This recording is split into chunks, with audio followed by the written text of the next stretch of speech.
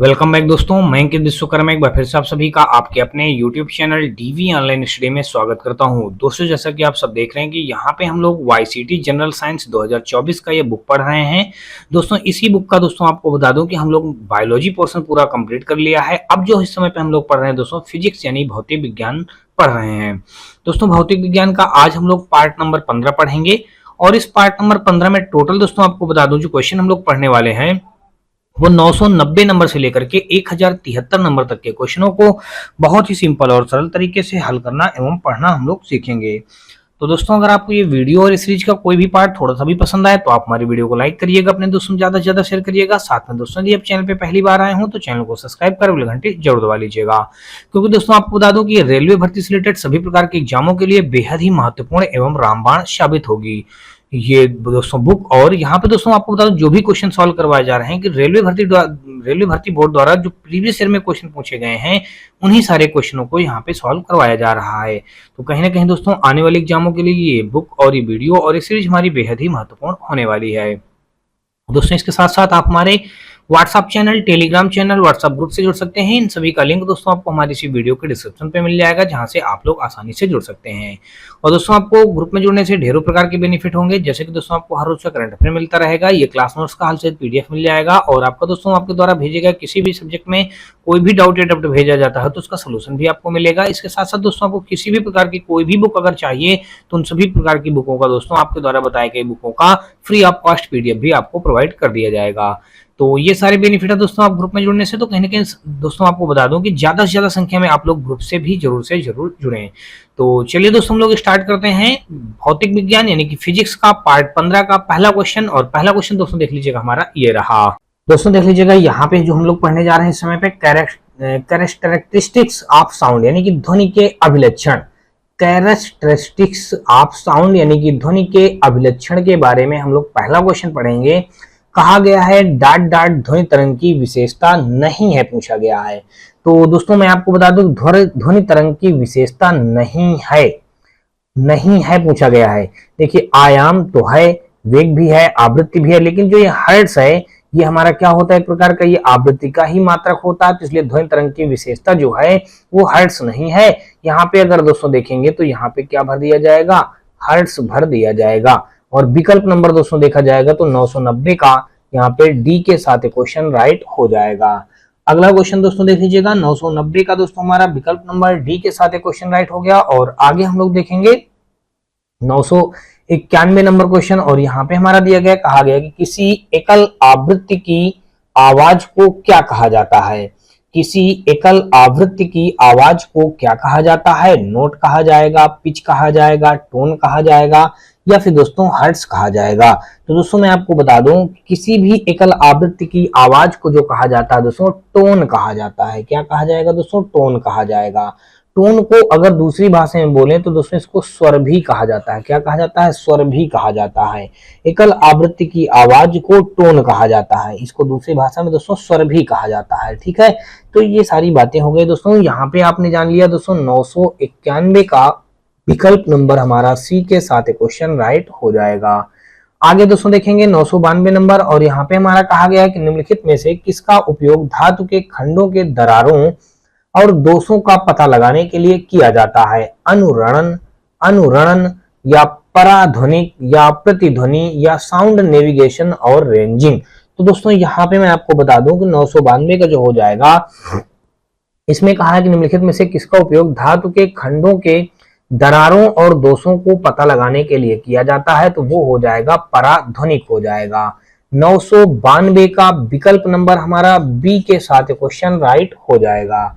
अगला दोस्तों देख लीजिएगा, और अगला हमारा 992 के बाद हम लोग देखेंगे 993 नंबर, और इस क्वेश्चन पे दिया गया है, कहा गया है कि प्रति सेकंड इकाई क्षेत्र से गुजरने वाली ध्वनि ऊर्जा की मात्रा को क्या कहा जाता है।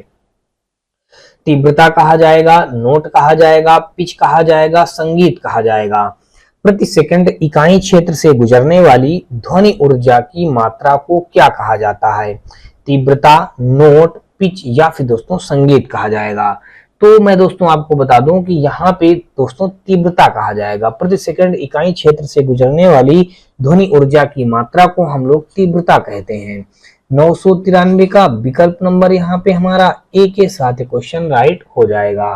दोस्तों आपको बता दूं कि प्रति सेकंड इकाई क्षेत्र से गुजरने वाली ध्वनि ऊर्जा की मात्रा को दोस्तों ध्वनि की तीव्रता कहा जाता है।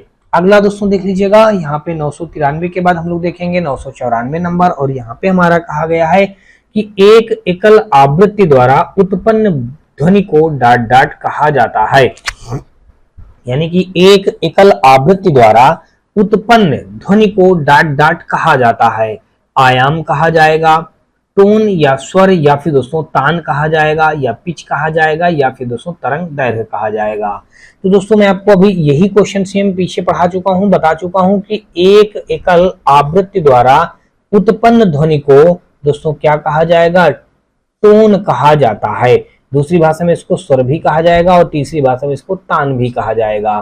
तो विकल्प नंबर 994 का बी के साथ क्वेश्चन राइट हो जाएगा। आगे दोस्तों देखेंगे 994 के बाद हम दोस्तों देखेंगे 995 नंबर, और यहाँ पे हमारा कहा गया है कि चमगादड़ उनके मार्ग में आने वाली वस्तुओं से टकराकर वापस आने वाली डाट डाट के द्वारा मार्ग की बाधाओं का पता लगाते हैं। तो दोस्तों विद्युत चुंबकीय तरंगों का पता लगाते हैं, रेडियो तरंगों का, अल्ट्रासोनिक तरंगों का, या फिर दोस्तों अपश्रव्य तरंगों का। तो दोस्तों मैं आपको बता दूं कि जब चमगादड़ मतलब उनके मार्ग में आने वाली वस्तुओं से टकराकर वापस आने वाली डाट डाट के द्वारा मार्ग की बाधाओं का पता लगाते हैं, तो वो अल्ट्रासोनिक तरंगे होती हैं। क्या होती है दोस्तों, वो अल्ट्रासोनिक तरंगे होती हैं, जो कि यहाँ पे सी विकल्प पे दिया गया है। तो विकल्प नंबर हमारा सी के साथ क्वेश्चन राइट हो जाएगा। आगे दोस्तों देख लीजिएगा 995 के बाद हम लोग देखेंगे 996 नंबर, और इस पे दोस्तों देख लीजिएगा दिया गया है रिक्त स्थान में सबसे उपयुक्त विकल्प भरें। रिक्त स्थान में सबसे उपयुक्त विकल्प भरें। ध्वनि की पिच इसके डाट डाट पर निर्भर करती है। रिक्त स्थान में सबसे उपयुक्त विकल्प भरें कहा गया है कि ध्वनि पिच इसके डाट डाट पर निर्भर करती है। दोस्तों आवृत्ति पर निर्भर करती है, तरंग दैर्घ्य पर निर्भर करती है, आयाम पर, या फिर दोस्तों लय पर। अभी मैंने आपको बता रखा है इस क्वेश्चन को भी, मतलब ध्वनि की पिच इसके आवृत्ति पर निर्भर करती है। किस पर निर्भर करती है दोस्तों, आवृत्ति पर निर्भर करती है। तो यहाँ पे विकल्प नंबर देखेंगे तो 996 का ए के साथ क्वेश्चन राइट हो जाएगा। आगे दोस्तों देख लीजिएगा हमारा दिया गया है 997 नंबर, और इस पे कहा गया है कि निम्नलिखित में से कौन सा ध्वनि की लाउडनेस या सॉफ्टनेस को निर्धारित करता है। निम्नलिखित में से कौन सा ध्वनि की लाउडनेस या सॉफ्टनेस को निर्धारित करता है। तरंग का वेग, दोलन, आवृत्ति, और दोस्तों यहाँ पे आयाम। तो दोस्तों यहाँ पे अगर देखेंगे 997 का विकल्प नंबर जो हमारा डी है, यहाँ पे आयाम, आयाम हमारा देख लीजिएगा डी ऑप्शन पे दिया गया है। तो डी हमारा इस क्वेश्चन का राइट आंसर हो जाएगा। यानी कि देखा जाए तो निम्नलिखित में से कौन सा ध्वनि की लाउडनेस या सॉफ्टनेस को निर्धारित करता है, तो ये हो जाएगा आयाम। आयाम हमारा दिया गया है विकल्प नंबर डी पे, यही हमारा इस क्वेश्चन का राइट आंसर हो जाएगा। अगला दोस्तों देख लीजिएगा 998 नंबर, इस पे कहा गया है कि ध्वनि का तारतम्य निर्भर करता है तीव्रता पर, आयाम पर, आवृत्ति पर, या फिर दोस्तों लय पर। ध्वनि का तारतम्य निर्भर करता है, ध्वनि का तारतम्य निर्भर करता है तीव्रता पर, या फिर दोस्तों आयाम पर, या फिर दोस्तों आवृत्ति पर, या फिर दोस्तों लय पर। तो दोस्तों मैं आपको बता दूं कि यहाँ पे जो इस क्वेश्चन का राइट आंसर हो जाएगा वो ध्वनि का तारतम्य निर्भर करता है, वो दोस्तों आवृत्ति पर निर्भर करता है। किस पर निर्भर करेगा, आवृत्ति पर निर्भर करता है। ये दिया गया है विकल्प नंबर सी पे। तो 998 का विकल्प नंबर हमारा सी के साथ क्वेश्चन राइट हो जाएगा। आगे दोस्तों देख लीजिएगा, और यहाँ पे अगर हम देखेंगे तो कहा गया है 999 नंबर पे, तो यहाँ पे देख लीजिएगा दिया गया है, कहा गया है कि जिस तरीके से मस्तिष्क किसी उत्सर्जित ध्वनि की आवृत्ति की पहचान करता है उसे क्या कहा जाता है। आयाम कहा जाएगा, ध्वनि कहा जाएगा, पिच कहा जाएगा, या फिर दोस्तों तरंग कहा जाएगा।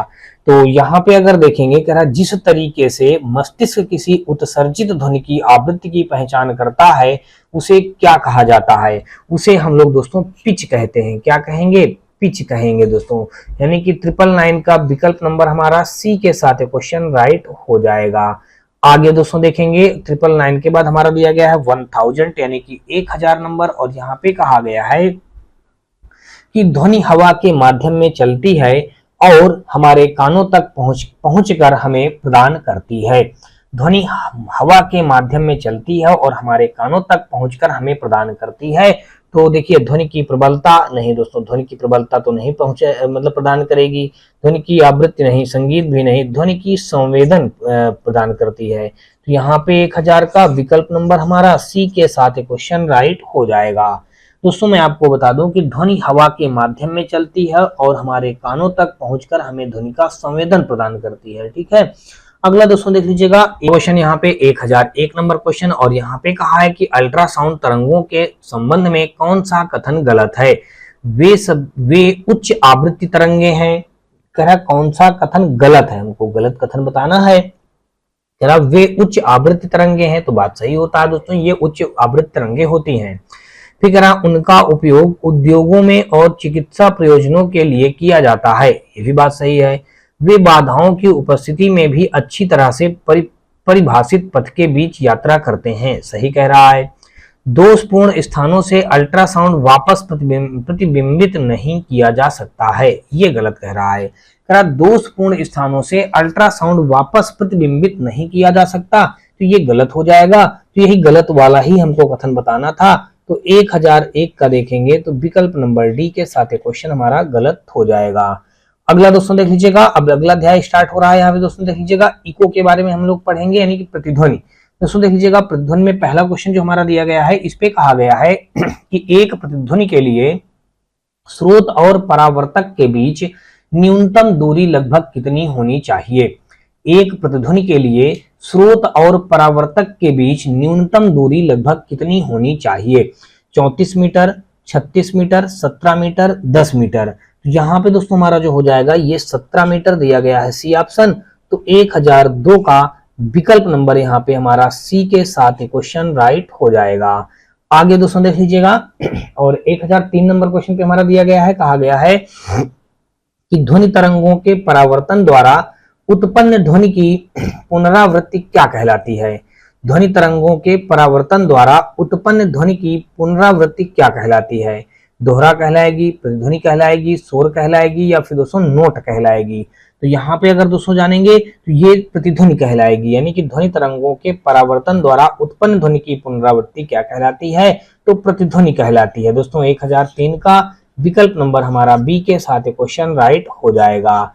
आगे हम लोग देखेंगे 1003 के बाद हम लोग देखेंगे 1004 नंबर, और इस पे दोस्तों देख लीजिएगा हमारा दिया ये गया है, इस पे कहा है कि एक लड़के ने एक चट्टान के पास ताली बजाई और 3 सेकंड के बाद उसे प्रतिध्वनि सुनाई दिया।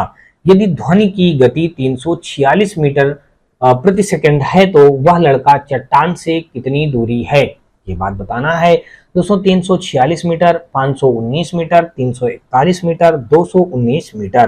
तो यहाँ पे अगर देखा जाए 1004 का कहा गया है कि एक लड़के ने एक चट्टान के पास ताली बजाई और 3 सेकंड के बाद उसे प्रतिध्वनि सुनाई दिया। यदि ध्वनि की गति 346 मीटर प्रति सेकंड है तो वह लड़का चट्टान से कितनी दूरी पर है। तो यहाँ पे अगर देखेंगे दोस्तों ध्वनि का चट्टान तक पहुंचने में लगा समय मान लेते हैं टी, वापस आने में लगा समय t2 मान लेते हैं। देख लीजिएगा यहाँ पे हम लिखते हैं दोस्तों, देख लीजिएगा ध्वनि का चट्टान तक पहुंचने में, देखिए यहाँ पे हम लिखते हैं चट्टान तक पहुंचने में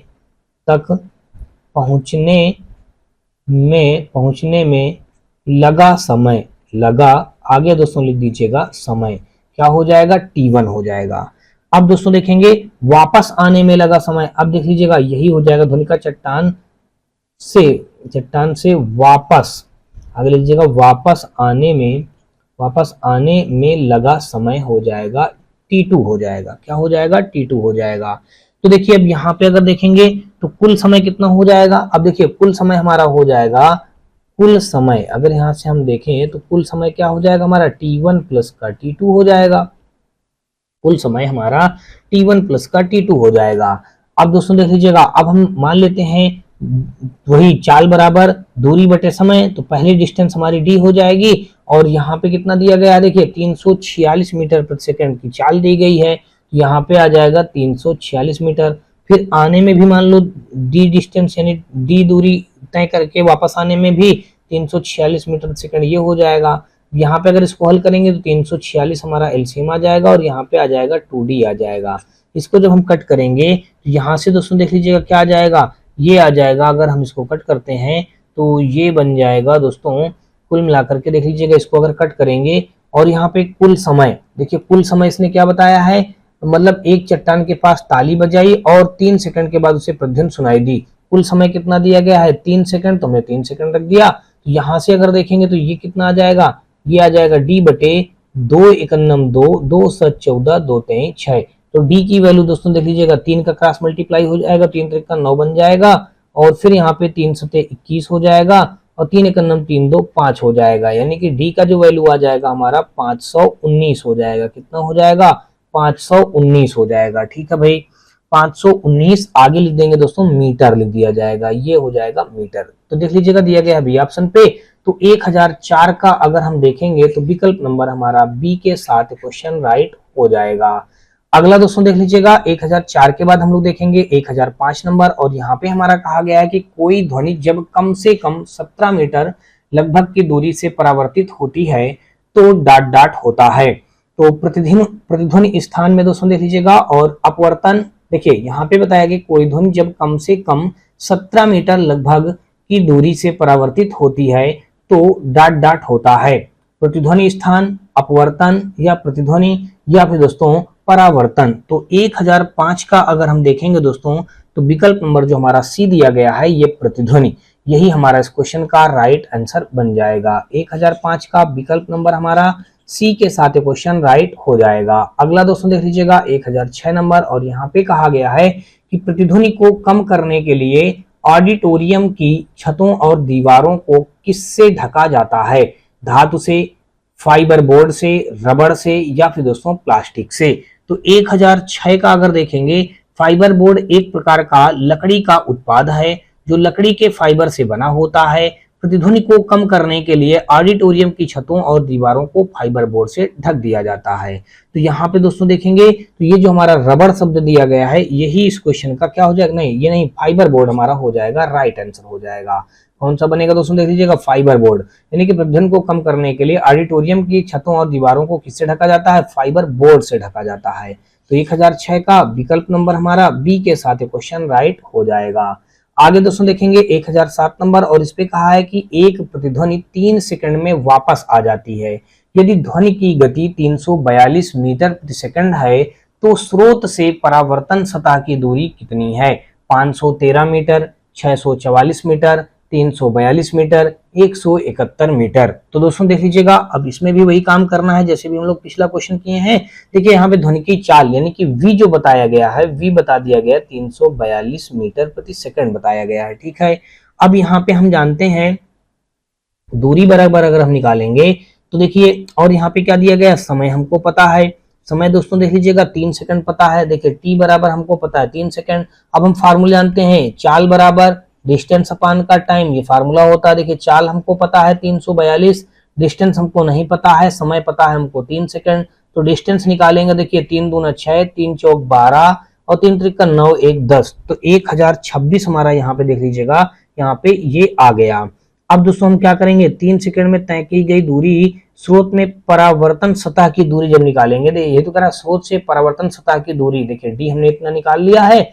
अब हमको करना क्या है, यहां से हम निकालेंगे, देख लीजिएगा यहाँ पे हमारा बताया गया है स्रोत से परावर्तन। देखिए स्रोत से परावर्तन, स्रोत से परावर्तन सतह की दूरी, परावर्तन सतह की आगे लिखेंगे दूरी, परावर्तन सतह की दूरी अगर देखेंगे तो यहाँ पे अगर दोस्तों देखा जाए तो हमारा क्या हो जाएगा, मतलब हो जाएगा ये हो जाएगा दोस्तों देख लीजिएगा, ये जो हमारा 1026 आया है इसके इतने बटे 2 कर दिया जाएगा, यानी 3 सेकंड में तय की गई दूरी बटे दोस्तों 2।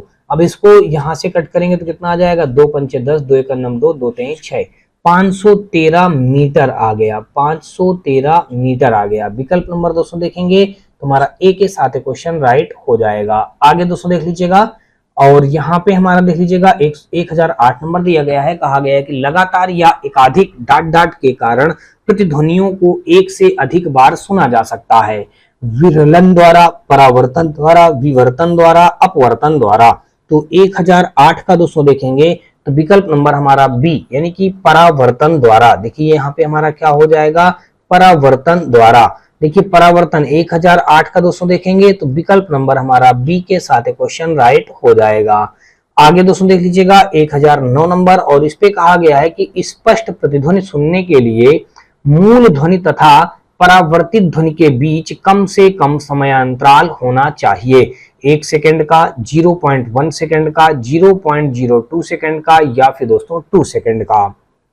तो यहाँ पे दोस्तों मैं आपको बता दूं कि यहाँ पे जो होना चाहिए, स्पष्ट प्रतिध्वनि सुनने के लिए मूल ध्वनि तथा परावर्तित ध्वनि के बीच कम से कम समय अंतराल 0.1 सेकंड का होना चाहिए। यानी कि 1009 का विकल्प नंबर हमारा बी के साथ क्वेश्चन राइट हो जाएगा।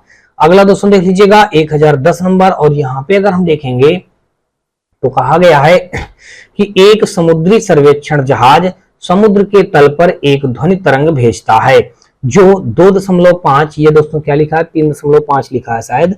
तो यहाँ पे कह रहा है 3.5 सेकंड के बाद एक प्रतिध्वनि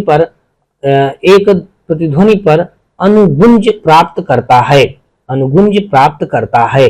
फिर आगे कह रहा है प्राप्त करता ही समुद्र जल में ध्वनि की गति 1200 मीटर प्रति सेकंड है। समुद्र की गहराई क्या है दोस्तों, ये जो लिखा है ये 2.55 लिखा है, ठीक है, 2.5 सेकंड के बाद, ठीक है। समुद्र जल की या समुद्र की गहराई क्या होगी, हमको ये बात बताना है। तो दोस्तों मैं आपको बता दूं, देख लीजिएगा यहाँ पे जो हम सबसे पहले दिया गया है, देखिए ध्वनि की चाल, यानी कि ये ध्वनि की चाल जो हमको दी गई है वी कितना दिया गया है, 1200, आगे लिख देंगे मीटर प्रति सेकंड हो जाएगा, 1200 मीटर प्रति सेकंड हो जाएगा ध्वनि की चाल। और देखिए समय यहाँ पे कितना बताया गया है, समय यानी कि टी बताया गया है 2.5 सेकंड बता दिया गया है।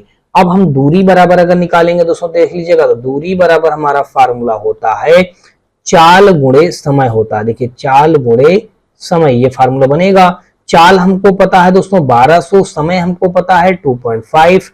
देखिए कितना हो जाएगा 1200 और इंटू 2.5। और यहाँ पे अगर दूरी देखेंगे तो दूरी में दोस्तों देखते हैं की गई दूरी, दोस्तों देख लीजिएगा यहाँ पे क्या बताया गया है, एक समुद्री सर्वेक्षण जहाज समुद्र तल पर एक ध्वनि तरंग भेजता है जो इतने के बाद एक प्रतिध्वनि या अनुगुंज प्राप्त करता या करती है। समुद्री जल में ध्वनि की गति 1200 मीटर, समुद्र की गहराई क्या होगी। तो दोस्तों अगर यहाँ पे देखेंगे, माना समुद्र की गहराई h है, तो तय की गई दूरी जो हमारी बन जाएगी वो दोस्तों 2h बन जाएगी।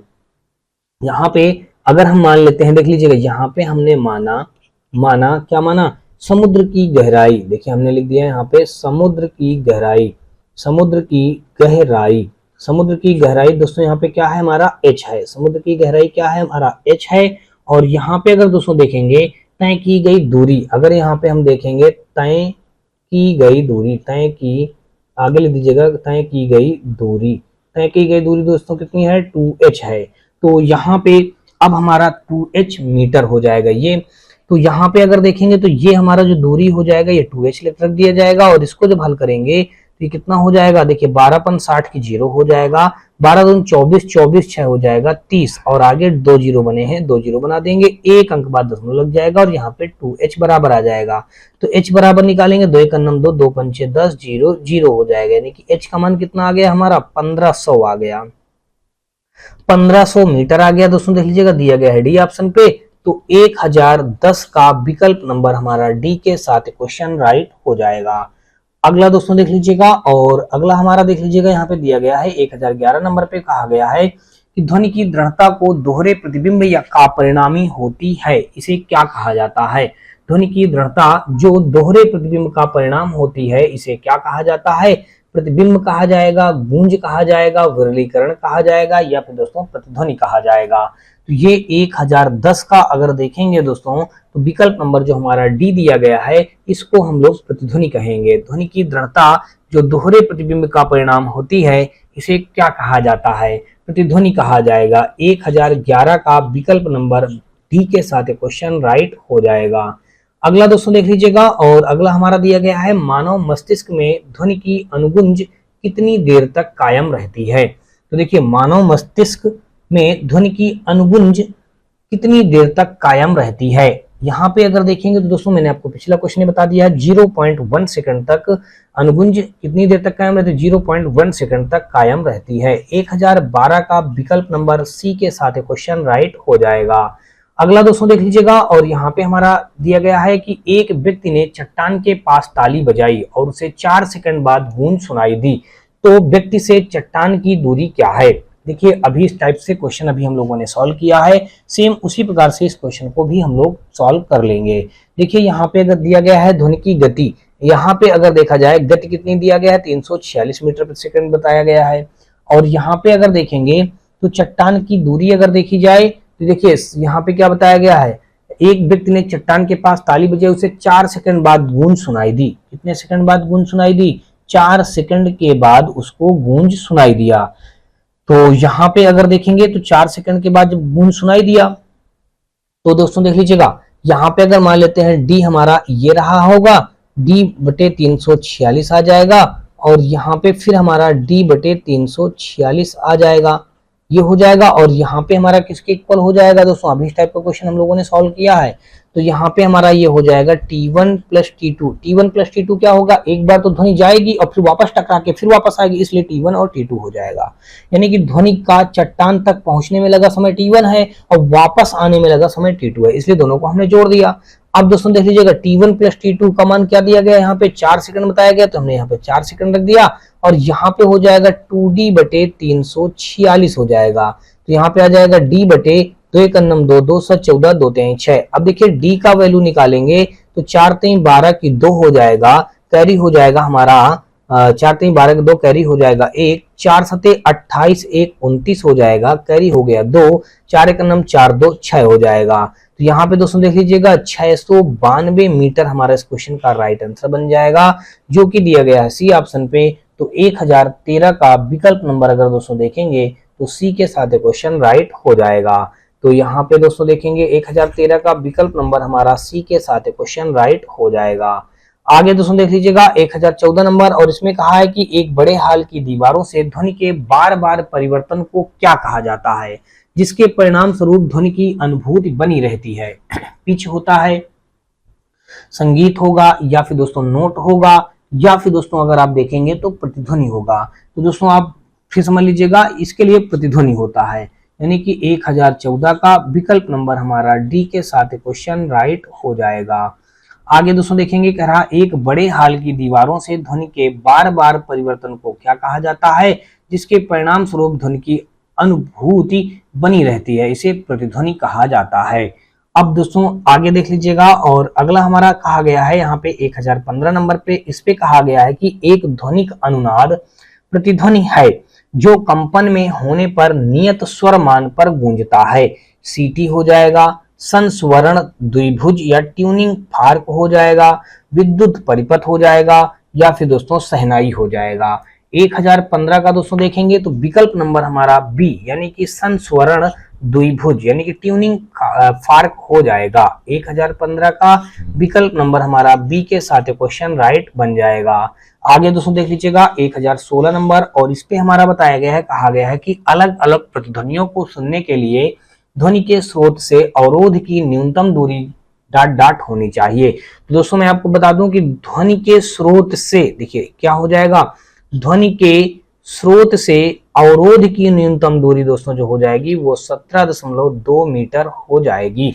17 कितने मीटर हो जाएगा दोस्तों, 2 मीटर बन जाएगा। तो यहाँ पे विकल्प नंबर देखिए दिया गया है बी ऑप्शन, तो विकल्प नंबर हमारा बी के साथ क्वेश्चन राइट हो जाएगा। तो यहाँ पे दोस्तों कुल मिलाकर के 1016 का विकल्प नंबर हमारा बी के साथ इस क्वेश्चन को राइट माना जाएगा। आगे दोस्तों देख लीजिएगा, इस पुनरावर्ती परावर्तन को क्या कहा जाता है जिसके कारण ध्वनि की निरंतरता का आभास होता है। प्रतिध्वनि या सोनिक बूम या परावर्तन या फिर दोस्तों गूंज। यानी कि 1017 का अगर दोस्तों देखेंगे तो प्रतिध्वनि देखिए बार बार जहां कहीं भी प्रतिध्वनि इस प्रकार का क्वेश्चन मिलता है तो आप प्रतिध्वनि को टिक करेंगे और वही हमारे इस क्वेश्चन का राइट आंसर हो जाएगा। तो विकल्प नंबर आपने जाना यहाँ पे क्या हो जाएगा, इस पुनरावृत्ति परावर्तन को क्या कहा जाता है जिसके कारण ध्वनि की निरंतरता का आभास होता है, तो वो हो जाएगा प्रतिध्वनि हो जाएगा। विकल्प नंबर हमारा 117 का ए के साथ क्वेश्चन राइट हो जाएगा। आगे दोस्तों देख लीजिएगा 1018 नंबर में कहा गया है कि एक सभागार में ध्वनि का सातत्य, एक सभागार में ध्वनि का सातत्य ध्वनि के परिवर्तन की पुनरावृत्ति का परिणाम है और इसे डाट डाट कहा जाता है। तीव्रता कहा जाएगा, अनुरणन कहा जाएगा, गुंजन कहा जाएगा, कंपन कहा जाएगा।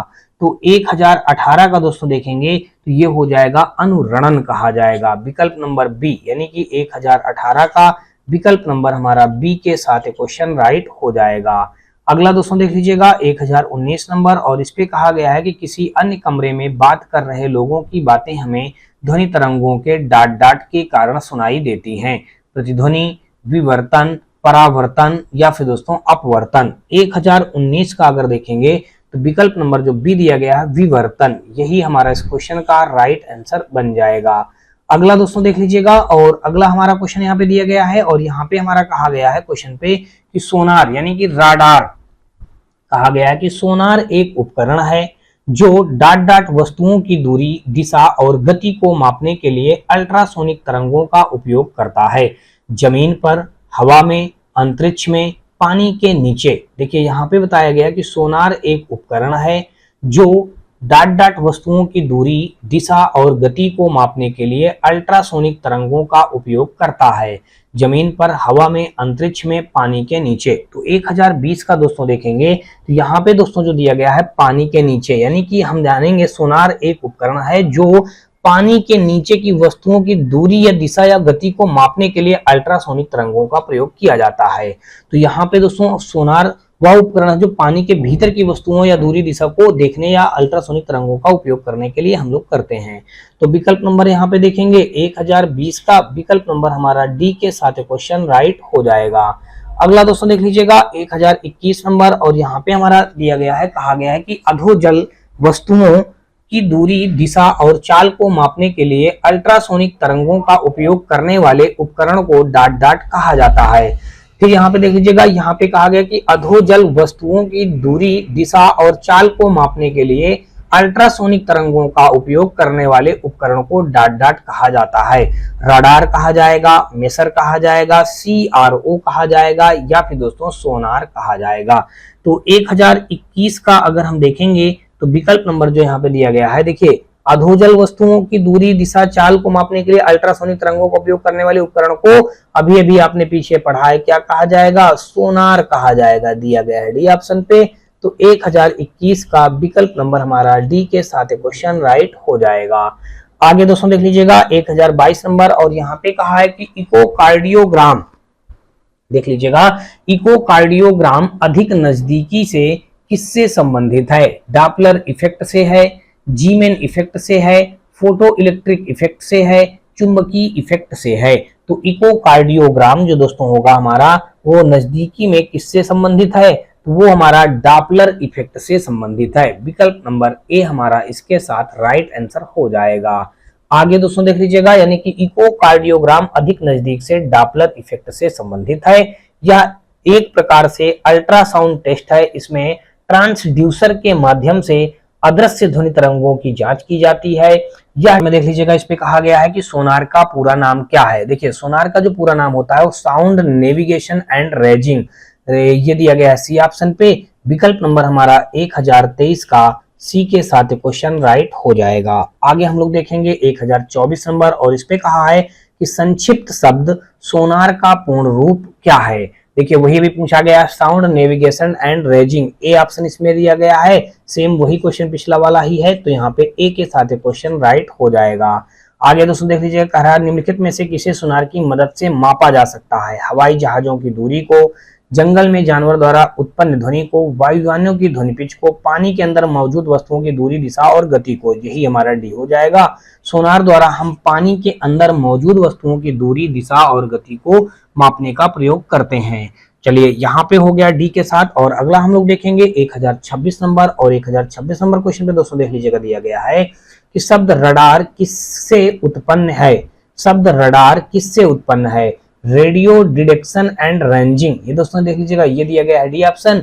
और retro, radio detection and resolution, देखिए रेट्रो लिखा गलत हो जाएगा, रिसोल्यूशन लिखा गलत हो जाएगा, रैपिड लिखा गलत हो जाएगा। रेडियो डिटेक्शन एंड रेंजिंग ये दिया गया है 1026 का विकल्प नंबर डी के साथ। तो विकल्प नंबर हमारा डी के साथ क्वेश्चन राइट हो जाएगा। अगला दोस्तों देख लीजिएगा, और यहाँ पे हमारा 1027 नंबर पे आ जाएंगे, और यहाँ पे हमारा कहा गया है कि एक सोनार में मौजूद मुख्य उपकरण क्या है। एक सोनार में मौजूद मुख्य उपकरण क्या है जिसका उपयोग पानी के नीचे मौजूद की दूरी दिशा और गति का पता लगाने के लिए किया जाता है। सोनार में मौजूद मुख्य उपकरण क्या है जिसका उपयोग पानी के नीचे मौजूद की दूरी या दिशा और गति का पता लगाने के लिए किया जाता है। एम्पलीफायर और स्पीकर और माइक्रोफोन, ट्रांसमीटर और डिटेक्टर, एम्पलीफायर और दोस्तों माइक्रोफोन। तो यहाँ पे जो हो जाएगा ट्रांसमीटर और डिटेक्टर जो दोस्तों होता है उसी की मदद से हम लोग, यानी कि सोनार में दोस्तों देख लीजिएगा यहाँ पे विकल्प नंबर हमारा सी दिया गया है, सी के साथ क्वेश्चन हो जाएगा राइट। यानी कि ट्रांसमीटर और डिटेक्टर की सहायता से हम लोग पानी के अंदर मौजूद दिशा और दूरी का पता लगाते हैं हम लोग सोनार के माध्यम से। अगला क्वेश्चन दोस्तों देख लीजिएगा यहाँ पे 1028 नंबर, और इस पे कहा है कि समुद्र की गहराई निर्धारित करने, पानी के नीचे की पहाड़ियों, घाटियों, पनडुब्बियों, हिमशैल आदि का पता लगाने के लिए किस तकनीक का प्रयोग किया जाता है। वो होता है दोस्तों सोनार का प्रयोग किया जाता है। तो 1028 का विकल्प नंबर हमारा सी के साथ क्वेश्चन राइट हो जाएगा। अगला दोस्तों देख लीजिएगा 1029 नंबर, और यहाँ पे प्रकाश दोस्तों देख लीजिएगा, लाइट अब हम लोग पढ़ेंगे। प्रकाश की प्रकृति के बारे में जानेंगे। नेचर ऑफ लाइट, जिस सामग्री से रोशनी या लाइट पारित हो सके तो क्या कहते हैं। ट्रांसलूसेंट कहेंगे, ओपेक कहेंगे, ट्रांसपेरेंट कहेंगे या विट्रियस कहेंगे। तो 1029 का अगर देखेंगे तो विकल्प नंबर जो हमारा सी दिया गया है ट्रांसपेरेंट, यानी कि 1029 का विकल्प नंबर हमारा सी के साथ क्वेश्चन राइट हो जाएगा। अगला दोस्तों देख लीजिएगा 1030 नंबर, और इस पे कहा है कि जिन पदार्थों से होकर वस्तुओं को स्पष्ट रूप से नहीं देखा जा सकता उसे डाट कहते हैं। पारभासी कहेंगे, पारदर्शी कहेंगे, अपारदर्शी कहेंगे या फिर दोस्तों चमक कहेंगे। तो इसको दोस्तों हम लोग क्या कहेंगे, पारभासी कहा जाता है। क्या कहा जाएगा दोस्तों, पार, और यहाँ पे हमारा हो जाएगा भासी हो जाएगा। विकल्प नंबर हमारा ए 1030 का ए के साथ क्वेश्चन राइट हो जाएगा। जिन पदार्थों से होकर वस्तुओं को स्पष्ट रूप से नहीं देखा जा सकता है उसे पारभासी कहते हैं। विकल्प नंबर हमारा ए के साथ क्वेश्चन राइट हो जाएगा। अगला दोस्तों देख लीजिएगा 1031 नंबर, और यहाँ पे कहा है कि टिंडल प्रभाव प्रकाश के डाट से संबंधित है। परावर्तन से, प्रकीर्णन से, परिक्षेपण से, अपवर्तन से। टिंडल प्रभाव देखिए क्या हो जाएगा, टिंडल प्रभाव प्रकाश के डाट से संबंधित है। तो ये दोस्तों प्रकाश के प्रकीर्णन से संबंधित है। विकल्प नंबर हमारा यहाँ पे बी भरा जाएगा, यानी कि प्रकीर्णन से संबंधित है। तो 1031 का विकल्प नंबर हमारा बी के साथ क्वेश्चन राइट हो जाएगा। आगे दोस्तों देख लीजिएगा, कह रहा निर्वात में प्रकाश का वेग कितना होता है। तो निर्वात में प्रकाश का वेग जो दोस्तों होता है वो हो जाएगा 3 × 10⁸ मीटर प्रति सेकंड दिया गया है ए ऑप्शन पे। तो 1032 का विकल्प नंबर हमारा ए के साथ क्वेश्चन राइट हो जाएगा। आगे दोस्तों देख लीजिएगा, कह रहा निर्वात में रोशनी की गति मीटर प्रति सेकंड के अनुमानित है। निर्वात में रोशनी की गति अगर यहाँ पे बताया गया है तो ये भी हो जाएगा वही 3 × 10⁸ मीटर प्रति सेकंड। देख लीजिएगा यहाँ पे दिया गया है ए ऑप्शन 3.00 कह देंगे, या फिर हम इसको लिख सकते हैं दोस्तों, क्या लिख सकते हैं, इसको हम लिख सकते हैं 3 × 10⁸ भी लिख सकते हैं। 3 × 10⁸ मीटर प्रति सेकंड ये दिया गया है दोस्तों। 1033 का विकल्प नंबर हमारा ए के साथ क्वेश्चन राइट हो जाएगा। आगे दोस्तों देख लीजिएगा, और 1034 नंबर यहाँ पे हमारा दिया गया है कि प्रकाश की गति अधिकतम निम्न में से किस माध्यम से होती है। हवा में, निर्वात में, पानी में, कांच में। प्रकाश की गति जो कह रहा है, प्रकाश की गति अधिकतम निम्न में से किस माध्यम में होती है, तो वो होती है दोस्तों, आपको बता दूं कि निर्वात में। प्रकाश की गति अधिकतम निम्न में से किस माध्यम में होती है, निर्वात में। तो 1034 का विकल्प नंबर हमारा बी के साथ क्वेश्चन राइट हो जाएगा। आगे दोस्तों देख लीजिएगा 1035 नंबर, और इस पे हमारा कहा गया है कि प्रकाश डाट से संचरित होता है। क्षैतिज रेखा से, ऊर्ध्व रेखा से, वक्र रेखा से या फिर दोस्तों सीधी रेखा से। तो दोस्तों ये हमारा सीधी रेखा से, यहाँ पे प्रकाश जो होता है वो सीधी रेखा से, देखिए प्रकाश क्या होता है, सीधी रेखा से संचरित होता है। विकल्प नंबर डी पे दिया गया है। 1035 का विकल्प नंबर हमारा डी के साथ क्वेश्चन राइट हो जाएगा। चलिए भाई आगे देख लेते हैं, और अगला हम लोग देखेंगे 1036 नंबर, और इस पे कहा गया है कि जब डाट वस्तुएं प्रकाश के मार्ग में आती हैं तो छाया बनती है। पारदर्शी, अपारदर्शी, प्रकाशमान या पारभासी। तो यहाँ पे अगर दोस्तों देखेंगे तो जब जब डाट डाट वस्तुएं प्रकाश के मार्ग में आती हैं तो छाया बनती है, अपारदर्शी छाया बनती है। तब जब अपारदर्शी, यहाँ पे आप क्या भर देंगे, अपारदर्शी भर देंगे। ठीक है भाई, अपारदर्शी दिया गया है बी ऑप्शन पे। तो विकल्प नंबर हमारा बी के साथ देख लीजिएगा 1036 का विकल्प नंबर बी के साथ क्वेश्चन राइट हो जाएगा। आगे दोस्तों देख लीजिएगा 1037 नंबर क्वेश्चन, और यहाँ पे कहा है कि प्रकाश का क्वांटम सिद्धांत किसके द्वारा प्रदान किया गया था। प्रकाश का क्वांटम सिद्धांत किसके द्वारा प्रदान किया गया था। आइंस्टीन द्वारा, प्लांक द्वारा, न्यूटन द्वारा, फैराडे द्वारा। प्रकाश का क्वांट सिद्धांत किसके द्वारा प्रदान किया गया है। तो ये दोस्तों मैं आपको बता दूं कि प्लांक द्वारा प्रकाश का क्वांटम सिद्धांत प्लांक द्वारा, यानी कि किसके सिद्धांत द्वारा प्रदान किया गया था, प्लांक के द्वारा। 1037 का देखेंगे तो विकल्प नंबर हमारा बी के साथ क्वेश्चन राइट हो जाएगा। अगला दोस्तों देख लीजिएगा, और अगला हमारा यहाँ पे दिया ये गया है 1038 नंबर, और इसमें कहा है कि प्रकाश एक अनुप्रस्थ तरंग है, साबित करती हुई एकमात्र घटना कौन सी है। प्रकाश का फैलना है, हस्तक्षेप है, विसरण है, या फिर दोस्तों ध्रुवीकरण है। तो 1038 का दोस्तों देखेंगे तो प्रकाश एक अनुप्रस्थ तरंग है, साबित करती हुई एक घटना, एकमात्र घटना कौन सी है। तो दोस्तों वो ध्रुवीकरण है, यानी कि 1038 का देखेंगे तो विकल्प नंबर हमारा डी के साथ क्वेश्चन राइट हो जाएगा। आगे दोस्तों देख लीजिएगा, आपको मैं अगर इसके बारे में बताऊं, देखिए प्रकाश के ध्रुवीकरण की घटना सिद्ध करती है कि प्रकाश तरंगें अनुप्रस्थ तरंगें होती हैं। ध्रुवण की घटना सिर्फ अनुप्रस्थ तरंगों में ही घटित होती हैं, जो उनके दोलनों के दिशा से संबंधित होती हैं। किसी गैस या द्रव में गतिमान ध्वनि तरंगे ध्रुवण का गुण प्रदर्शित नहीं करती है। अगला दोस्तों देख लीजिएगा 1038 के बाद हम लोग देखेंगे 1039 नंबर, और इस पे कहा गया है कि ऐसी वस्तुएं जो खुद प्रकाश उत्पन्न नहीं करती हैं उन्हें क्या कहा जाता है। ऐसी वस्तुएं जो खुद प्रकाश उत्पन्न नहीं करती हैं उन्हें क्या कहा जाता है। पारदर्शी वस्तुएं कहा जाएगा, पारभासी वस्तुएं कहा जाएगा, अप्रदीप्त वस्तुएं कहा जाएगा, प्रदीप्त वस्तुएं कहा जाएगा। तो 1039 का दोस्तों देखेंगे विकल्प नंबर जो सी दिया गया है, अप्रदीप्त वस्तुएं कहा जाएगा। विकल्प नंबर 1039 का सी के साथ क्वेश्चन राइट हो जाएगा। आगे दोस्तों देख लीजिएगा 1040 नंबर, और इस पे हमारा कहा गया है कि किसी पदार्थ का अपवर्तनांक हवा में प्रकाश की चाल से किस प्रकार संबंधित होता है। अपवर्तनांक देखिए कह रहा है किसी पदार्थ का अपवर्तनांक हवा में प्रकाश की चाल से किस प्रकार संबंधित होता है। तो यहाँ पे 4 विकल्प दिए गए हैं। देखिए किस प्रकार से संबंधित होता है। अपवर्तनांक तरह हवा में प्रकाश की चाल गुणे पदार्थ में प्रकाश की चाल, गलत है। अपवर्तनांक हवा में प्रकाश की चाल प्लस पदार्थ में प्रकाश की चाल, ये भी गलत है। अपवर्तनांक में कह रहा पदार्थ से में प्रकाश की चाल बटे हवा में प्रकाश की चाल, गलत है। हवा में प्रकाश की चाल बटे पदार्थ में प्रकाश की चाल, ये बात सही है। यहाँ पे 1040 का विकल्प नंबर हमारा डी के साथ क्वेश्चन राइट हो जाएगा।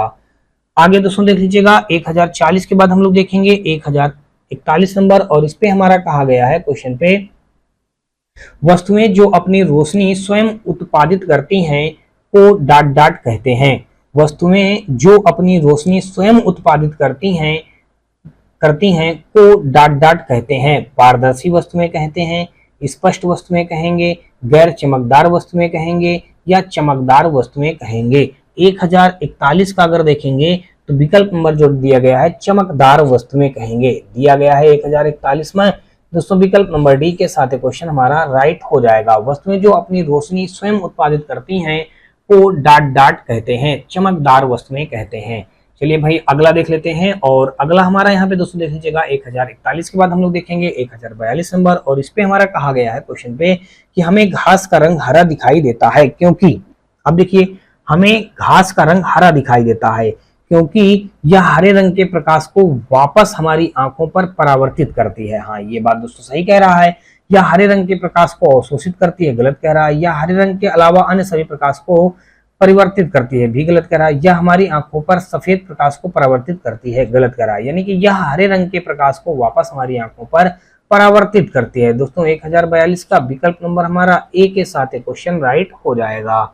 आगे दोस्तों देख लीजिएगा 1042 के बाद हम लोग देखेंगे दोस्तों 1043 नंबर, और 1043 नंबर पे दोस्तों देख लीजिएगा हमारा दिया ये गया है किस साल में ओले रोमर ने इतिहास में पहली बार प्रकाश की गति को मापा था।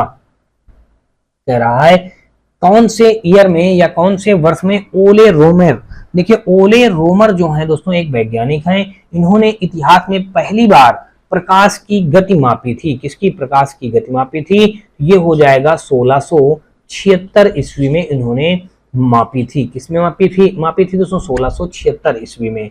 1043 का विकल्प नंबर हमारा बी के साथ क्वेश्चन राइट हो जाएगा।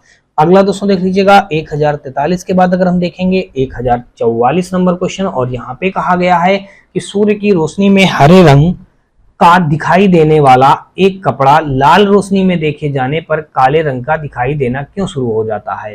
यानी कि सूर्य की रोशनी में हरे रंग का दिखाई देने वाला एक कपड़ा लाल रोशनी में देखे जाने पर काले रंग का दिखाई देना क्यों शुरू हो जाता है? कपड़ा लाल रंग की तरंग आयाम को पूर्णतः अवशोषित कर लेता है, या अपवर्तन की वजह से होता है, या प्रकाश के प्रकीर्णन का प्रभाव है, या लंबन यानी पैरालेक्स त्रुटि की वजह से होता है।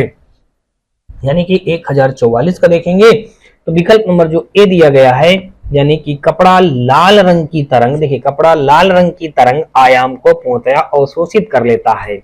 यानी कि 1044 का देखेंगे तो विकल्प नंबर हमारा ए के साथ क्वेश्चन राइट हो जाएगा। अगला दोस्तों देख लीजिएगा 1045 नंबर, और इस पे हमारा कहा गया है कि अंतरिक्ष यान से अंतरिक्ष यात्री को आकाश डाट डाट दिखाई देता है। काला दिखाई देगा, नीला दिखाई देगा, नारंगी दिखाई देगा, या फिर दोस्तों लाल दिखाई देगा।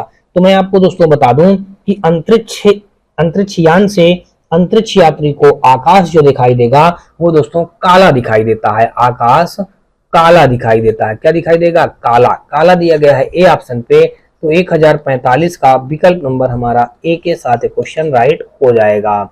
आगे दोस्तों देख लीजिएगा 1045 के बाद हम लोग देखेंगे 1046 नंबर। कहा गया है कि दो विकिरणों की ऊर्जा E1 और E2 क्रमशः 25 इलेक्ट्रॉन वोल्ट और 50 इलेक्ट्रॉन वोल्ट है। इनके तरंग दैर्घ्यों के बीच का संबंध IE लैम्डा 1 और लैम्डा 2 होगा।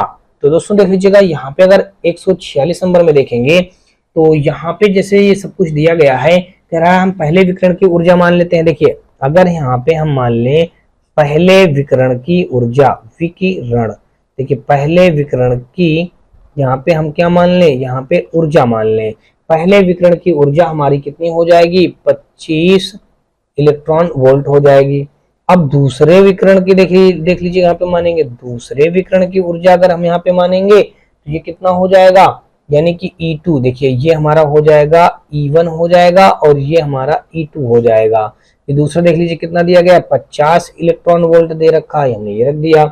अब दोस्तों प्लांक ऊर्जा समीकरण से अगर देखेंगे, देखिए यहाँ पे हम लिख देंगे प्लांक ऊर्जा समीकरण। देखिए प्लांक ऊर्जा समीकरण से, प्लांक ऊर्जा समीकरण हम जानते हैं क्या होता है? E बराबर hv होता है। क्या होता है? E बराबर hv होता है। ठीक है भाई। अब देख लीजिएगा यहाँ पे अगर हम रखें तो E1 बराबर हमारा क्या हो जाएगा? 25 EV हो जाएगा। 25 EV हो जाएगा। इसको हमने समीकरण 1 कह लिया। अब दोस्तों इसी प्रकार से दोस्तों देख लीजिएगा अब हम क्या करेंगे, यहाँ पे अब हम रखेंगे E2 रखेंगे, तो E2 बराबर अगर रखेंगे तो ये हो जाएगा हमारा 25 EV हो जाएगा। ये समीकरण 2 बन जाएगा। क्या हो जाएगा? 50 EV, ये हो गया समीकरण 2। अब समीकरण 1 में समीकरण 2 का भाग देने पर हमने यहाँ पे लिख दिया समीकरण 1 में समीकरण 2 का भाग, समीकरण 2 का क्या करेंगे हम यहाँ पे भाग देंगे। देखिए समीकरण 1 हमारा दिया गया है E1 बटे E2, और यहाँ पे 25 EV बटे 50 EV। देखिए ये 2 बार में कट जाएगा और ये आ जाएगा हमारा E1 बटे E2 बराबर 1 बटे 2 आ जाएगा। अब दोस्तों देख लीजिएगा 1 बटे 2 आ गया। अब अगर यहाँ से हम देखें तो E1 का मान रख दे। देखिए E1 का मान हमारा क्या है? ये HV है ना। तो जब HV है तो यहाँ से अगर हम दोस्तों देख लीजिएगा क्या रख देंगे, तो देखिए अब यहाँ पे E1 का मान रख देंगे तो HV है तो हम लिख देंगे H1V बटे H2V। H1V मतलब H1V1, या तो इसको थोड़ा सा ऐसे आप कर सकते हैं, देख लीजिएगा यहाँ पे ऐसा कर दीजिएगा, हमने ऐसा कर दिया HV1। देखिए यहाँ पे हम रख देंगे HV1 बटे HV2 बराबर 1 बटे 2 रख देंगे। अब यहां से अगर वैल्यू निकालेंगे, देखिए v बराबर जो हमारा होता है 1/λ होता है। v बराबर क्या होता है, देखिए यहाँ पे जहां हम लिख देते हैं, जहां v बराबर 1/λ ये होता है, तो v की जगह पे हम रख देंगे लेमडा। तो क्या हो जाएगा, देखिए h से h हमारा कैंसिल हो जाएगा, तो यहाँ से आ जाएगा हमारा लेमडा 2, देखिए यहाँ पे आ जाएगा 1/λ1 हो जाएगा, इंटू यहाँ पे आ जाएगा लेमडा 2/1 हो जाएगा, बराबर 1/2। तो यहाँ पे क्या बन जाएगा हमारा दोस्तों, देख लीजिएगा लेमडा टू यहाँ पे दोस्तों देख लीजिए, थोड़ा सा इसको हम और सही से कर देते हैं। देखिए इतना हो गया, तो ये लेमडा 2/λ1 बन जाएगा। देख लीजिएगा यहाँ पे आप क्या लिखेंगे, इसको हम लिख देंगे, देखिए लेमडा 1/λ2 बराबर 1/2। तो ये हो जाएगा हमारा 2λ1 बराबर लेमडा 2 हो जाएगा। ये इतना बन जाएगा दोस्तों, देख लीजिएगा यही इतना कहीं बन रहा है। लेमडा 1, देखिए यहाँ पे लेमडा 1 बराबर हमारा आ जाएगा, देखिए यहाँ पे लेमडा हमारा लेमडा 2 ऊपर है, देखिए यहाँ पे थोड़ी सी गलती कर दे रहे हैं, फिर से हम, ये हमारा क्या है दोस्तों, देख लीजिएगा ये हमारा लेमडा 2 है। देखिए यहाँ पे देखेंगे लेमडा 2 ऊपर है ना, ये लेमडा 2 हो जाएगा, लेमडा 1 क्रॉस मल्टीप्लाई करेंगे 2λ2, देखिए 2λ2 और यहाँ पे लेमडा 1, देखिए लेमडा 1 बराबर 2λ2 दिया गया सी ऑप्शन पे। तो विकल्प नंबर अगर देखेंगे तो 1046 का विकल्प नंबर हमारा सी के साथ क्वेश्चन राइट हो जाएगा। आगे दोस्तों देख लीजिएगा 146 के बाद हम लोग देखेंगे 147 नंबर, और इस पे हमारा कहा गया है कि गली के पीले लाइट में किसका प्रयोग किया जाता है, नियान का, नाइट्रोजन का, फास्फोरस का, सोडियम का। तो 1047 का अगर दोस्तों देखेंगे तो यहाँ पे सोडियम का प्रयोग किया जाता है। गली के पीले लाइट में किसका प्रयोग किया जाता है, तो ये दोस्तों सोडियम का प्रयोग किया जाता है। 1047 का विकल्प नंबर हमारा डी के साथ क्वेश्चन राइट हो जाएगा। आगे दोस्तों देख लीजिएगा 1048 नंबर, और इस पे हमारा कहा गया है क्वेश्चन पे कि प्रकाश सबसे अधिक गति से किसमें यात्रा करता है, प्रकाश सबसे अधिक किसमें यात्रा अधिक गति से करता है। तो ये हो जाएगा दोस्तों विकल्प नंबर ए, निर्वात। देखिए प्रकाश जो होता है वो निर्वात में सबसे अच्छी तरीके से गति करता है। तो 1048 का विकल्प नंबर यहाँ पे ए के साथ क्वेश्चन राइट हो जाएगा। आगे दोस्तों देख लीजिएगा, प्रकाश की गति पूछा है तो 3 × 10⁸ मीटर प्रति सेकंड। विकल्प नंबर दोस्तों देख लीजिएगा, ये दिया गया है सी ऑप्शन पे, 3 × 10⁸ मीटर प्रति सेकंड।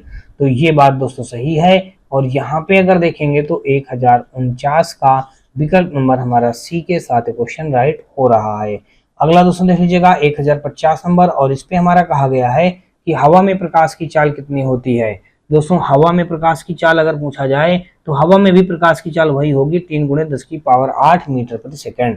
देख लीजिएगा दिया गया है सी ऑप्शन पे। तो 1050 का विकल्प नंबर अगर दोस्तों देखेंगे तो ये हो जाएगा सी के साथ क्वेश्चन राइट हो जाएगा। आगे दोस्तों देख लीजिएगा, और अगला हमारा यहाँ पे दिया गया है, किसी माध्यम की प्रकाश को परावर्तित करने की क्षमता को इसके द्वारा भी व्यक्त किया जाता है। किसी माध्यम की प्रकाश को परावर्तित करने की क्षमता को इसके ... द्वारा भी व्यक्त किया जाता है। देखिए क्षेत्र घनत्व, प्रकाश घनत्व, पृष्ठ घनत्व, द्रव्यमान घनत्व। 1051 का अगर देखेंगे तो विकल्प नंबर जो हमारा बी दिया गया है, प्रकाश घनत्व, यही हमारा इस क्वेश्चन का राइट आंसर बन जाएगा। अगला दोस्तों देख लीजिएगा, और अगला हमारा दिया गया है 152 नंबर, और इस पे हमारा कहा गया कि जब प्रकाश विरल माध्यम से सघन माध्यम में प्रवेश करता है तो, जब प्रकाश विरल माध्यम से सघन माध्यम में प्रवेश करता है तो इसकी गति पहले कम होती है फिर बढ़ती है, इसकी गति बढ़ती है, इसकी गति कम हो जाती है, इसकी गति पूर्ववत रहती है। दोस्तों देखिए, जब प्रकाश विरल माध्यम से सघन माध्यम में प्रवेश करता है तो इसकी गति कम हो जाती है, यानी कि 1052 का विकल्प नंबर अगर हम देखेंगे तो सी के साथ क्वेश्चन राइट मिल जाएगा। तो ये कहीं ना कहीं दोस्तों बात बिल्कुल परफेक्ट है, तो ठीक है ना, यहाँ पे विकल्प नंबर हमारा सी के साथ क्वेश्चन राइट हो जाएगा। आगे दोस्तों देख लीजिएगा 1053 नंबर, और इस पे कहा है कि एक माध्यम जिसका अपवर्तनांक या अपवर्तन सूचकांक 1.5 है, प्रकाश की गति ... है। देखिए प्रकाश की गति बताना है हमको, कह रहा है इसकी प्रकाश की गति क्या हो जाएगी। तो दोस्तों देख लीजिएगा, अब यहाँ पे आप जानते हैं दोस्तों, देख लीजिएगा प्रकाश की चाल अगर निकालेंगे तो प्रकाश की गति कहें या प्रकाश की चाल कहें। देखिए प्रकाश की गति हम लिख देते हैं, गति कहो तो वही बात है, बाकी वो कहो तो वही भी बात है। निर्वात में प्रकाश द्वारा चली गई दूरी दोस्तों देख लीजिएगा 3 × 10⁸ हो जाएगा, 3 × 10⁸ बटे हो जाएगा दोस्तों देख लीजिए कितना समय दिया गया है, 1.5 दिया गया है। अब दोस्तों देख लीजिएगा जब ये 1.5 दिया गया है हमारा, तो यहाँ पे अब हमारा क्या हो जाएगा, अब इसका इसमें भाग कराना है तो ये 8 हो जाएगा। तो यहाँ पे देखिए इसमें हम क्या करेंगे, जब इसका भाग देंगे तो भाग हल करने पे दोस्तों कितना आ जाएगा, देखिए 3 × 5 = 15, 5 × 2 = 10 और 10 की पावर दोस्तों देख लीजिएगा यहाँ पे 8, यानी कि कुल मिलाकर के अगर देखेंगे तो देखिए ये हमारा 3 × 5 = 15 और ऊपर एक जीरो हमने यहाँ पे बना दिया, यहाँ पे 3 × 5 = 15 और एक जीरो बना रखा क्योंकि इससे अभी एक जीरो बच रहा है। फिर आगे दोस्तों देखेंगे तो यहाँ पे अगर देखेंगे तो 1.5 है तो प्रकाश की चाल, देखिए प्रकाश की गति हमने कितना निकाल लिया, ये हम निकाल पाएंगे दोस्तों देखेंगे तो 10 की पावर 8 बटे और वहाँ पे क्या हो जाएगा, ये दोस्तों देख लीजिएगा 1, 5 और 50, यहाँ पे दिया गया 1.5, यहाँ पे हम लिख देंगे 1.5 लिख देंगे। तो यहाँ पे दोस्तों देख लीजिएगा अब हमारा क्या हो जाएगा, यहाँ से हमने 50 ये क्यों लिख दिया दोस्तों देख लीजिएगा, 3 × 5 = 15 ठीक है, यहाँ से हम कट करेंगे तो समथिंग जो भी आएगा ये आ जाएगा 10 की पावर 8 अपान 1.5 हो जाएगा। तो अब दोस्तों देख लीजिएगा अब इसको हमको करना क्या है, अब इसको करना ये है कि 1.5 का हम उसमें जब भाग देंगे तो दोस्तों देख लीजिएगा इंटू 3 था, इसका जब इसमें भाग करेंगे तो कितना आ जाएगा हमारा, ये आ जाएगा 2 × 10 की पावर 8 आ जाएगा। तो ये सब अभी देखने को वहां पे मिलता है दोस्तों, ठीक है ना। तो यहाँ पे दोस्तों देख लीजिए कहाँ पे ऐसा मौजूद है, ये हमारा दिया गया देखिए ये बी ऑप्शन पे मौजूद है, तो 1053 का विकल्प नंबर हमारा बी के साथ क्वेश्चन राइट हो जाएगा। आगे दोस्तों देख लीजिएगा और अगला हमारा यहाँ पे कहा गया है 1054 नंबर और इस पे कहा गया है कि वह क्षेत्र जहां स्रोत से आने वाला पूरा प्रकाश अवरुद्ध हो जाता है क्या कहलाता है, उपछाया कहलाएगा, प्रछाया कहलाएगा, एनटुम्ब्रा कहलाएगा या फिर दोस्तों छाया कहलाएगा। तो 1054 को दोस्तों मैं आपको बता दूं कि प्रछाया कहलाएगा, वह क्षेत्र जहां स्रोत से आने वाला पूरा प्रकाश अवरुद्ध हो जाता है क्या कहलाता है, प्रछाया कहलाएगा। 1054 का विकल्प नंबर हमारा बी के साथ क्वेश्चन राइट हो जाएगा। आगे दोस्तों देख लीजिएगा 1055 नंबर और इस पे कहा है कि किसी माध्यम से प्रकाश को अपवर्तित करने की क्षमता को कैसे व्यक्त करते हैं, प्रकाशिक द्रव्यमान का, प्रकाशिक घनत्व का, प्रकाशिक आयतन का, प्रकाशिक दोस्तों भ्रम का। 1055 का अगर दोस्तों देखेंगे तो विकल्प नंबर जो हमारा हो जाएगा वो बी के साथ यानी कि प्रकाशिक घनत्व, ये हमारा क्वेश्चन का राइट आंसर हो जाएगा। आगे दोस्तों देख लीजिएगा 1055 का विकल्प नंबर हमारा बी के साथ क्वेश्चन राइट हो जाएगा। किसी माध्यम के प्रकाश को अपवर्तित करने की क्षमता को प्रकाशिक घनत्व कहा जाता है, ठीक है भाई। आगे दोस्तों देख लीजिएगा अब हमारा अगला देख लीजिएगा यहाँ पे नया अध्याय आ गया, प्रकाश का प्रकीर्णन यानी स्कैटरिंग ऑफ लाइट के बारे में हम लोग पढ़ेंगे। और यहाँ से दोस्तों देख लीजिएगा दिया गया है निम्नलिखित में से किसे प्रकाश के प्रकीर्णन की परिघटना का उपयोग करके नहीं समझाया जा सकता। तो दोस्तों तारों का टिमटिमाना जो होता है इसको हम परिघटना का उपयोग करके मतलब प्रकीर्णन की परिघटना का उपयोग करके हम इसको नहीं समझा पाएंगे, यानी कि तारों का टिमटिमाना। तो यानी कि ये जो हो जाएगा 1056 का विकल्प नंबर हमारा सी के साथ क्वेश्चन राइट हो जाएगा। आगे दोस्तों देख लीजिएगा और अगला यहाँ पे देख लीजिएगा दिया गया है 157 नंबर और इस पे हमारा कहा गया है कि लाल रंग का प्रकाश कोहरे या धुएं से डाट डाट प्रकीर्णित होता है क्योंकि इसकी तरंग दैर्घ्य श्वेत प्रकाश के अन्य रंग घटकों की तरंग दैर्घ्य की तुलना में डाट डाट होता है। तो 1057 का देखेंगे तो विकल्प नंबर जो हमारा दिया गया है सी सबसे कम और अधिक, सबसे कम और अधिक यहाँ पे दिया गया है 1057 का विकल्प नंबर सी के साथ क्वेश्चन राइट हो जाएगा। लाल रंग का प्रकाश कोहरे या धातुओं से सबसे कम प्रकीर्णित होता है क्योंकि इसकी तरंग दैर्घ्य श्वेत प्रकाश के अन्य रंग घटकों की तरंग दैर्घ्य की तुलना में अधिक होता है। विकल्प नंबर सी के साथ क्वेश्चन राइट हो जाएगा। और अगला हम लोग देखेंगे 1058 नंबर और इस पे कहा है कि जब सूर्य का प्रकाश किसी घने जंगल के वितान से होकर गुजरता है तो कुहासे में जल की छोटी छोटी बूंदें प्रकाश को डाट डाट करती हैं और टिंडल प्रभाव देती हैं। देख लीजिएगा क्या करेंगी, परावर्तित और अपवर्तित करेंगी, प्रकीर्णित करेंगी, परावर्तित करेंगी या अपवर्तित करेंगी। तो 1058 का देखेंगे तो तो विकल्प नंबर हमारा बी के साथ क्वेश्चन राइट हो जाएगा। 1058 का विकल्प नंबर बी के साथ क्वेश्चन राइट हो जाएगा। आगे दोस्तों देख लीजिएगा 1059 नंबर, और यहाँ पे हमारा दिया गया है, कहा गया है कि सैटेलाइट से ली गई तस्वीरों में या तस्वीरों से आसमान में अंधेरा नजर आता है, ऐसा क्यों होता है। देखिए ये क्या लिखा है, से शब्द है लिखा है, ठीक है ना। कहा गया है सैटेलाइट से ली गई तस्वीरों से आसमान में अंधेरा नजर आता है, ऐसा क्यों होता है। वर्ण विक्षेपण नहीं होने के कारण, परावर्तन नहीं होने के कारण, प्रकीर्णन नहीं होने के कारण, अपवर्तन नहीं होने के कारण। तो दोस्तों यहाँ पे जो हो जाएगा विकल्प नंबर जो सी, प्रकीर्णन नहीं होने के कारण जो होता है वो तस्वीरों से आसमान में अंधेरा आता है। ऐसा किस लिए होता है, प्रकीर्णन नहीं होने के कारण ऐसा होता है। विकल्प नंबर हमारा देखेंगे तो 1059 का सी के साथ क्वेश्चन राइट हो जाएगा।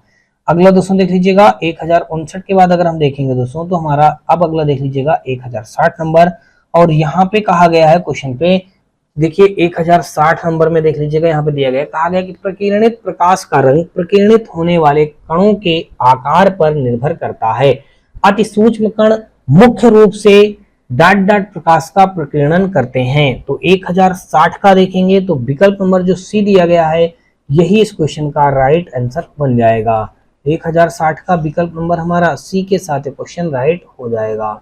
आगे दोस्तों देख लीजिएगा 1061 नंबर, और यहाँ पे हमारा कहा गया है क्वेश्चन पे, देखिए यहाँ पे अगर देखेंगे तो हमारा क्या हो जाएगा, यहाँ पे इसके पिछला वाला क्वेश्चन दोस्तों देख लेंगे, यहाँ पे दिया गया है नीला, तो ठीक है। और यहाँ पे आगे वाला देख लीजिएगा 61 नंबर है, कहा गया है कि स्वच्छ आकाश का नीला रंग वायुमंडल में मौजूद दृश्य प्रकाश की तरंग दैर्घ्य की तुलना में आकार वाले कणों का प्रयोग प्रकाश के अपवर्तन के प्रकाश के दोस्तों डॉट डॉट के कारण होता है। दोस्तों किसके कारण होता है, तो यहाँ पे अगर देखेंगे 161 नंबर, तो 161 नंबर में दोस्तों दिया गया है, कहा गया कि स्वच्छ आकाश का नीला रंग वायुमंडल में मौजूद दृश्य प्रकाश की तरंग दैर्घ्य की तुलना में छोटे, देखिए यहाँ पे क्या लिखेंगे, छोटे आकार वाले कणों द्वारा प्रकाश के प्रकीर्णन, देखिए यहाँ पे क्या लिखेंगे, प्रकीर्णन, देखिए यहाँ पे लिखेंगे प्रकीर्णन के कारण होता है। देखिए छोटे और प्रकीर्णन दिया गया है डी ऑप्शन पे, तो 1061 का